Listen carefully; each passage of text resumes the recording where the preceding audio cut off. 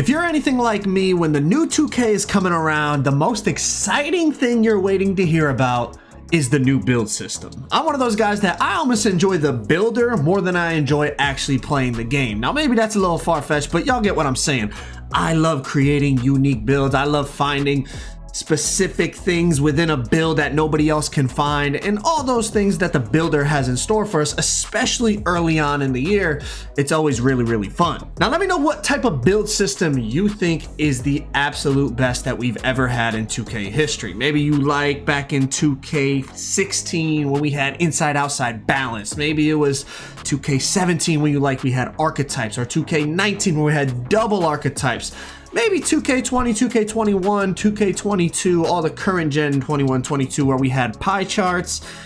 Or maybe it's the next gen builder where you just basically have complete freedom of what you want to create. Let me know what your favorite build system has been so far, and let me know what is the main thing you're looking for in the 2K23 builder. And without further ado, let's get right into the video. Before we can look forward to the 2K23 builder, we gotta look back and look at what we did right and what we did wrong with the 2K22 builder. Now, I've done this video going into 2K21 and going into 2K22, so I figure we might as well keep up the tradition and do it going into 2K23. Now, there's a few things I want to touch on. First of all, I have never been brought in by 2K to help with the build system. They have brought in other creators, and I think in ways it did help, but they also overlooked some very crucial things that I feel like led to an unbalanced builder in some ways in 2K22.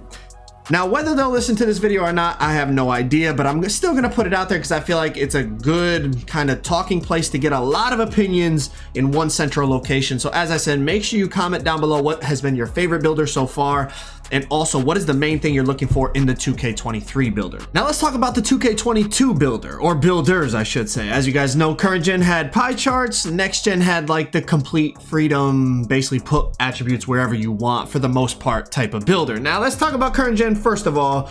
Current gen had the pie charts again. They added some new pie charts. They were okay. Most of them didn't get used with the exception of the Hall of Fame shooting and gold defense pie chart. But most of the other pie charts they added basically never got used. And what's the reason for that? The reason is balance.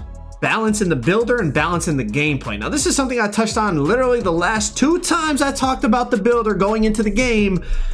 Balance is always something people want, and it's tough to achieve. I will say that. I even put a tweet out, and people, that was the main thing people were talking about for the 23 build. They wanted balance. They wanted to see more builds being used. Now let's think back. The last 2 times we saw a lot of different builds being used was 2K20 and 2K19. And what did those games have in common? I'd like to describe it as the gameplay working with the builder as opposed to the gameplay working against the builder. Now let's take 21 for an example. Although there was a lot of pie charts being offered, not many were actually viable to create good builds on the game. And the reason for that, well, there was multiple reasons, but the main reason was shooting was difficult in 21. So you needed like an 80 or 93 ball to really be able to shoot, or at least for most people. I made some videos shooting on lower 3-point builds, but for the most part, to be consistent, you need to have a higher 3 ball. So the gameplay was working against the builder. Now for 22, they corrected that problem. Damn near every build can shoot on 2K22. So what were the reasons on 22 why people still felt there was a lack of build diversity on current gen? We'll talk about next gen in a minute. On current gen, the reason, well, there was multiple reasons, but one we can't say was the shooting, right? They fixed the shooting. A lot of, you could shoot on lower 3-pointers, maybe obviously not as consistently as the higher 3-pointers, but that's the way it should be. Now, the main reason I think there was a problem with balance and build diversity in 22 current gen was when you make a builder in gameplay, you need to make sure that each build has advantages and disadvantages over other builds. Like, that's vital.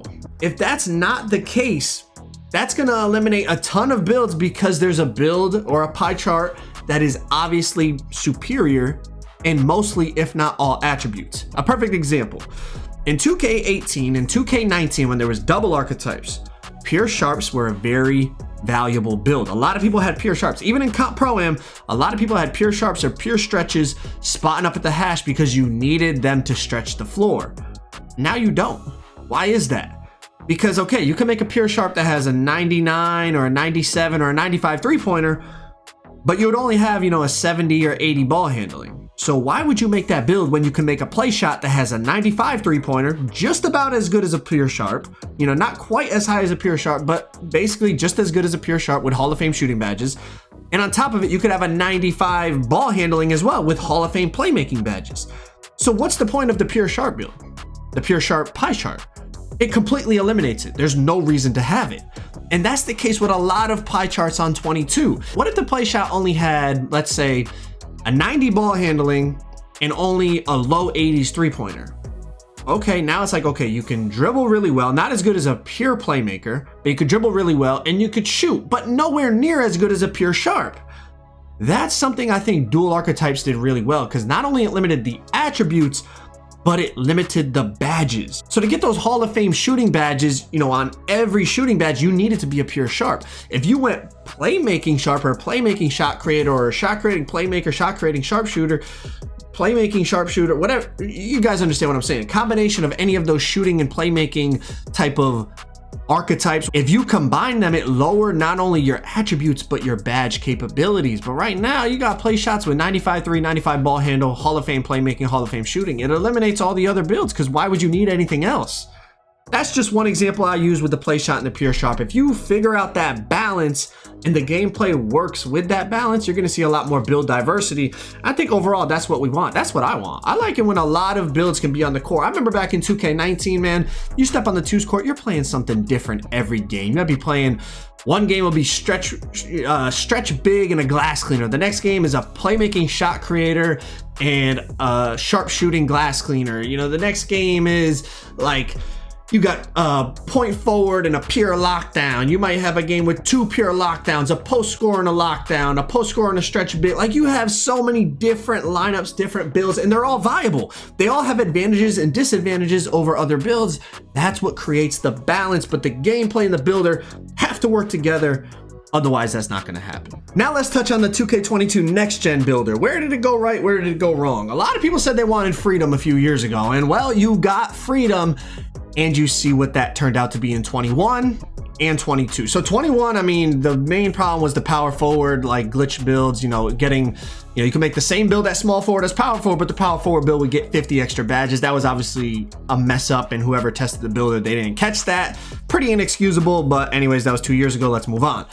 2K22 builder for next gen. They did a much better job of controlling things, making each position basically have a purpose, but with complete freedom, you ran into some problems. First of all, obviously every guard in the game that's playing competitively or in the park is basically gonna go with a 99 three-pointer, 90 plus ball handling, 90 plus steal. And what really messed it up was they did not realize the best dunk package in the game, quick drops off one, only required a 65 driving dunk in order to equip it. So you were out here with 5'10", 6 foot, 6'2", basically playmaking shot creators on next gen, whatever you want to call them, point guard builds that had a 99 three-pointer, over a 90 ball handling, over a 90 speed. And you say, okay, well, they're good on the perimeter, but then on top of it, they got a 90 steal with Hall of Fame interceptor, and they can pluck you and all that, and they get the best dunk package in the game. So this is where I say gameplay needs to work with the builder. Now, I think there's other problems with the next gen builder, but that's just one example of not only you're giving them the best shooting, the best playmaking, the best speed, really good defense, even though they're undersized, but at the same time, you're giving them the best slashing dunk package in the game. Like, there's no reason to make a high dunk build when you can get the best unblockable dunk package in the game on a build with a 65 driving dunk. Y'all see what I'm saying? I'm just trying to, I'm not gonna go over every single problem we had, because we want to focus on the 23 builder, but I'm just trying to address some things that maybe we can pay a little bit closer attention to when we're making the builder to avoid these mistakes again. All right, so we look back at the most recent builders, kind of what went wrong. I didn't go over everything, like I said. I probably talked even longer than I wanted to, sorry about that, but I wanted to get across my point of the important things that honestly I've discussed going into the last two builders, and it really didn't get executed right. It's not just having a good builder, it's having gameplay that works with that builder, and I think I explained in a few examples about why that's important, so let's move on. So let's talk for a minute or two about the 23 builder. I want a builder that provides every single build with a clear-cut advantage and clear-cut disadvantages. I know people say, oh, I want to make demigods. I want to be able to make LeBron. I want to be able to make Kevin Durant. We can make players similar to them, but we don't want players that are well-rounded in every single category where every single player on the court can do everything. I know people said, oh, that'll give us the skill gap. Well, clearly it hasn't. Clearly it hasn't with these last 2 games. Even on next gen where you basically have complete freedom, it did not give us a skill gap. If anything, I feel like it lowered the skill gap. You got whites going in from everywhere. People are shooting limitless fadeaway whites for 2 years in a row now, and they're going in left, right, and center. You see it in every game mode, Park, Pro-Am. It's literally just a fadeaway contest from limitless range 3-pointers. Like, that is a desperation shot, even for the best players in the NBA. But for some reason, the last 2 years on 2K, on next gen, where you have complete freedom, that's the go-to offensive possession. You watch 3v3 wagers, 3v3 comp pro-am, it's a fade war. It's one guy running left and right until he can get enough space to fade for the most part. We don't want that. I don't want that. And maybe you all do. I do not want that. Okay, I want to play basketball. I get it's a video game, but I want it to be somewhat close to real basketball, and shooting fadeaway threes from 4 feet behind the 3-point line, it's just not it, okay? So I want clear-cut advantages and disadvantages of each build. You say, oh, but that gives us role players. No, it doesn't. Think about 2K19, man. You had double archetypes. You were not a role player. You were not a role player. Yes, you had disadvantages to your build. If you were on a pure sharp and you're trying to guard a pure post scorer, yes, your build is not capable of guarding that pure post scorer. But if you're on a play shot and you got a post scorer trying to guard you, that post scorer can't guard your play shot. There was clear advantages and clear disadvantages to every single archetype and secondary archetype. Like I said, it not only limited your attributes, but your badge potential. And that was something that was cool too. If you actually grinded to legend on a build, you got +1 to each badge tier that your build had, making it completely unique from anyone else's build. I thought that was a really cool feature. In the tweet I put out, I actually saw a lot of people saying of all the build systems, they think double archetypes was the best one.